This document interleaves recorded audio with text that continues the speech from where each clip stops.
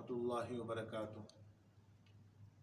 جیسا کہ آج کل ایک کلپ جو کہ سوشل میڈیا پہ بہت زیادہ وائرل ہوا ہے، اور اس کلپ میں ایک جاپانی شخص کی تصویر دکھائی گئی ہے کہ وہ شخص نے اپنے آپ کو کتا بنایا ہے، اور حیرانگی کی بات محترم سامعین آپ لوگوں کے لیے یہ ہوگی کہ اس کام کے لیے انہوں نے باقاعدہ کئی پیسے خرچ کیے ہیں، یعنی تقریباً 2 ملین ین جو جاپانی کرنسی ہے وہ انہوں نے خرچ کیے ہیں، جو پاکستان کے حساب سے تقریباً 30 سے 40 لاکھ روپے بنتے ہیں۔ اور یہ اس مقصد کے لیے خرچ کیے ہیں کہ انہوں نے اپنی جو حیت ہے، اپنی جسامت ہے، وہ انسانی شکل سے تبدیل کر کے کتے کی شکل میں کنورٹ کیا ہے۔ سامعین، ذرا اس واقعے کو اسلامی تعلیمات کی روشنی میں دیکھتے ہیں کہ ایسے واقعات کے متعلق اسلام کا کیا حکم ہے۔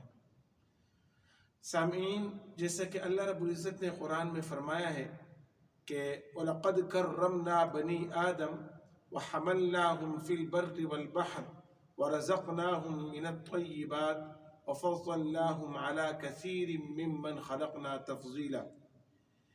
یہ سورہ بنی اسرائیل کی آیت ہے۔ اس میں اللہ رب العزت نے فرمایا کہ بے شک ہم نے بنی آدم کو فضیلت دی ہے، میں نے آدم کی اولاد کو فضیلت دی ہے، ہم نے ان کو باعث تکریم بنایا۔ وَحَمَلْنَاهُمْ فِي الْبَرِّ وَالْبَحْرِ، اور ہم نے خشکی اور سمندر دونوں جگہوں پہ ان کے لیے سواری کے انتظامات جو ہے نا وہ انتظامات مہیا کیے ہیں۔ وَحَمَلْنَاهُمْ وَرَزَقْنَاهُمْ مِنَ الطَّيِّبَاتِ، اور ہم نے ان کو پاکیزہ رزق دی ہے۔ وَفَضَّلْنَاهُمْ عَلَى كَثِيرٍ مِّمَّنْ خَلَقْنَا تَفْضِيلًا۔ آیت کے اس آخری حصے میں اللہ رب العزت فرماتے ہیں کہ ہم نے اس انسان کو دوسری مخلوقات پہ خاص فضیلت دی، اور اس فضیلت کا اندازہ آپ اس بات سے لگا سکتے ہیں کہ اللہ رب العزت نے انسان کی پیدائش کے وقت فرمایا کہ انی جاعل فی الارض خلیفہ۔ اللہ رب العزت نے فرشتوں سے فرمایا کہ میں زمین میں اپنا ایک نائب بنانے والا ہوں، خلیفہ بنانے والا ہوں۔ پھر جب اللہ رب العزت نے جس وقت انسان کو پیدا کرنے کا ارادہ فرمایا تو اللہ رب العزت نے انسان کو ایک خوبصورت ترین شکل دی۔ اس شکل کے بارے میں اللہ پاک نے فرمایا کہ لَقَدْ خَلَقْنَا الْإِنسَانَ فِي أَحْسَنِ تَقْوِيمٍ، کہ بے شک میں نے انسان کو ایک خوبصورت ترین سانچے میں پیدا کیا۔ اور دوسری جگہ فرمایا کہ یا ایھا الانسان ما غرک بربک الکریم، اے انسان تمہیں اپنے رب سے کس چیز نے دھوکے میں رکھا ہے، رب کے معاملے میں تمہیں کس چیز نے دھوکے میں ڈال دیا ہے۔ الذی، وہ رب، خلقک، جس نے آپ کو پیدا کیا، فسواک، اور تمہیں برابر بنایا، یعنی تمہارے جو جسم کے اعضاء ہیں اس کی پیکنگ اور اس کی سیٹنگ ایسے کی کہ ہر جو جگہ جہاں کی مناسبت سے تھی اسی جگہ رکھ دی، جہاں آنکھوں کی جو نا آنکھیں رکھنی تھی وہاں آنکھوں کی سیٹنگ کی، جس جگہ پہ کان رکھنا مناسب تھا اسی جگہ کان رکھ دیے، جہاں پہ جو ہے جس جگہ جو ہے منہ رکھنا مناسب تھا وہاں منہ رکھا، جہاں ہاتھوں کی سیٹنگ مناسب تھی وہاں ہاتھ رکھ دیے۔ پھر فسواک، دونوں کو سب چیزوں کو برابر پیدا کیا۔ اس طرف نہیں بنایا کہ ایک ہاتھ لمبا ہو تو دوسرا ہاتھ چھوٹا، بلکہ دونوں ہاتھ برابر، دونوں کان برابر، دونوں آنکھیں برابر، دونوں پاؤں برابر، جسم کے سب اعضاء کو اللہ رب العزت فرماتے کہ میں نے برابر پیدا کیا، فعدلک، اور آپ کے اندر اعتدال پیدا کیا، میں نے انسان میں اعتدال قائم کیا۔ اس کے بعد اللہ رب العزت کا ایک سب سے بڑا احسان یہ ہے کہ اللہ پاک نے اس امت میں پیدا فرمایا، جس کے بارے میں فرمایا کہ اللہ پاک نے کہ یہ اشرف الامت ہے، اشرف المخلوقات ہے، یہ وہ امت ہے کہ جس میں آنے کے لیے، جو شرف حاصل کرنے کے لیے اس امت کا شرف حاصل کرنے کے لیے، امتی ہونے کا شرف حاصل کرنے کے لیے انبیاء کرام علیہ السلام کی خواہش تھی کہ ہم اس امت میں ہیں۔ حضرت عیسیٰ علیہ السلام نے خصوصی طور پر خواہش کی تھی، اللہ رب العزت نے ان کی خواہش قبول کی، اور اللہ پاک جو ہے حضرت عیسیٰ علیہ السلام کو دنیا میں دوبارہ بحیثیت امتی محمدی صلی اللہ علیہ وسلم کے ایک فرد ہونے کی دوبارہ بھیجیں گے۔ تو اتنا اعزاز اور اتنا اکرام اور اتنی فضیلت، اور اس کے بعد اب اس انسان نے، اگر کوئی انسان اپنے آپ کو کسی جانور کی شکل میں چینج کرتا ہے، اس کی وجہ کیا ہے؟ سامعین، اس کی وجہ یہ ہے کہ انسان اور جانور کے درمیان ایک صفت ہے جو کہ ان دونوں کے درمیان امتیازی صفت ہے، وہ صفت انسان میں ہے، جانور میں وہ صفت نہیں ہے، وہ صفت شعور ہے۔ یہ بات جان لے کہ عقل انسان میں بھی ہے، عقل جانور میں بھی ہے۔ اگر عقل کسی جانور میں نہ ہوتا تو آپ دیکھیں کہ جب جانور راستے میں چل رہا ہو اور آگے کوئی گڑھا ہو تو وہ اپنا راستہ چینج کر لیتا ہے، ڈائریکشن چینج کر لیتا ہے۔ اس کو معلوم ہوتا ہے کہ اگر میں اس گڑھے میں گر جاؤں تو میری زندگی ختم ہو جائے گی۔ تو عقل انسان میں بھی ہے، عقل جانور میں بھی ہے، لیکن جو بنیادی فرق ہے وہ شعور ہے۔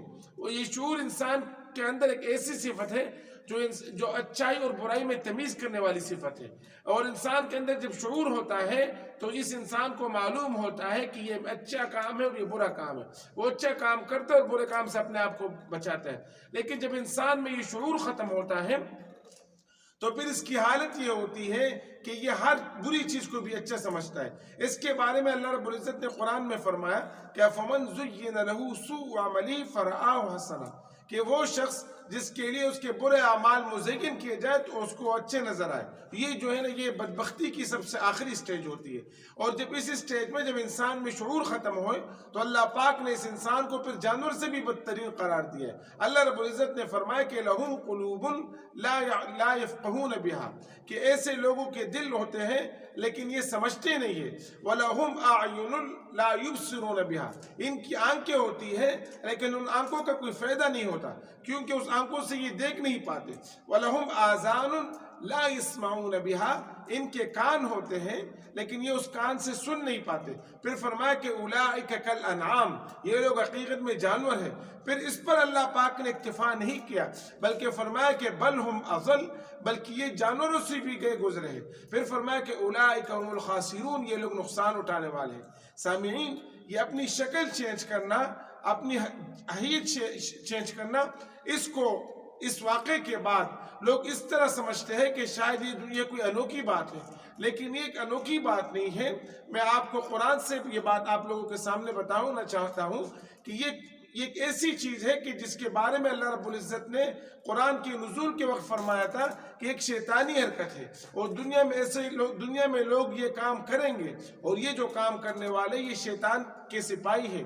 اللہ رب العزت نے فرمایا قرآن میں شیطان کی بات ذکر کی ہے کہ شیطان نے ایک دفعہ اللہ پاک سے کہا تھا کہ وَلَأُضِلَّنَّهُمْ، میں تمہارے بندوں کو گمراہ کروں گا، وَلَأُمَنِّيَنَّهُمْ، اور میں جو ہے ان کو امیدیں دلاؤں گا، وَلَآمُرَنَّهُمْ، اور میں ان کو برے کاموں کا حکم دوں گا۔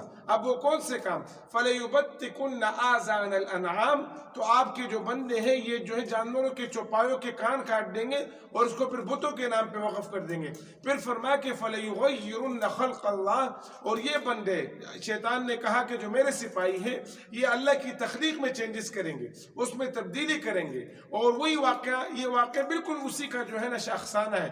پھر فرمایا کہ وَمَن يَتَّخِذِ الشَّيْطَانَ وَلِيًّا مِن دُونِ اللَّهِ، کہ جو شیطان کو جو ہے دوست بنائے، اللہ کو چھوڑ کے شیطان کو دوست بنائے، فَقَدْ خَسِرَ خُسْرَانًا مُبِينًا، تو یقیناً وہ نقصان اٹھانے والے ہیں۔ تو سامعین، اس بات کی پیشن گوئی اور یہ واقعہ اللہ پاک نے اس کے متعلق پہلے قرآن میں بیان کیا ہے کہ آخر میں ایسے لوگ آئیں گے اور ایسے کام کریں گے اور اس پر فخر محسوس کریں گے۔ اب آپ دیکھیں کتنی بدنصیبی کی بات ہے کہ کوئی انسان اپنی شکل چینج کر کے اور باقاعدہ اس کے لیے پیسے دے اور کسی ایسے جانور کی شکل میں اپنی شکل کنورٹ کر لے کہ جس جانور کے بارے میں پیارے نبی صلی اللہ علیہ وسلم نے فرمایا کہ اگر وہ جانور کسی برتن میں منہ مارے، کسی برتن کو جو ہے نا، کسی برتن سے کوئی چیز جو ہے نا اس کو جھوٹا کر لے، تو اللہ کے نبی نے فرمایا کہ اس کو 7 دفعہ دھو لو۔ یعنی کتے کا جھوٹا پلیٹ اس کو 7 دفعہ دھونا ضروری ہے۔ اگر آپ 7 دفعہ نہیں دھوئیں گے تو صاف نہیں ہوگا۔ کسی حدیث میں فرمایا کہ اس کو 8 دفعہ دھو لے، کسی حدیث میں فرمایا کہ اس کو کم از کم 3 دفعہ دھو لے۔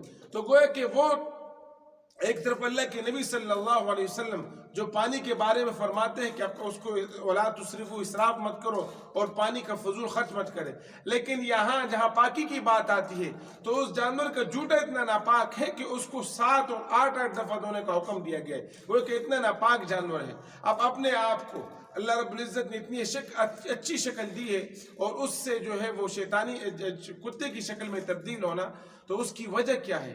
اس کی وجہ حقیقت یہ ہے کہ جو لوگ یہ کام کرتے ہیں وہ اس کو جدیدیت کہتے ہیں، ماڈرنزم کہتے ہیں کہ گویا کہ ہم دنیا نے ترقی کی ہے، لیکن یہ حقیقت میں دنیا نے ترقی نہیں کی ہے، بلکہ یہ وہ جہالت ہے، یہ اسلامی تعلیمات سے دوری ہے۔ جب لوگ اسلامی تعلیمات سے دور ہوتے ہیں تو پھر اس طرف جاتے ہیں، ایسی حرکتیں کرتے ہیں اور جو ہے اس کو باعث فخر محسوس کیا جاتا ہے۔ تو اس واقعے سے ہمیں یہ عبرت حاصل ہوتی ہے، یہ عبرت حاصل ہوتا ہے کہ ہمیں جو ہے اسلام کو اپنانا چاہیے، اسلامی تعلیمات کو اپنانا چاہیے، اسی کے مطابق زندگی گزارے۔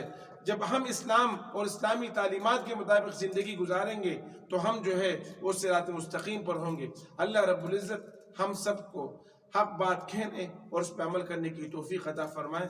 وآخر دعوانا ان الحمدللہ رب العالمین۔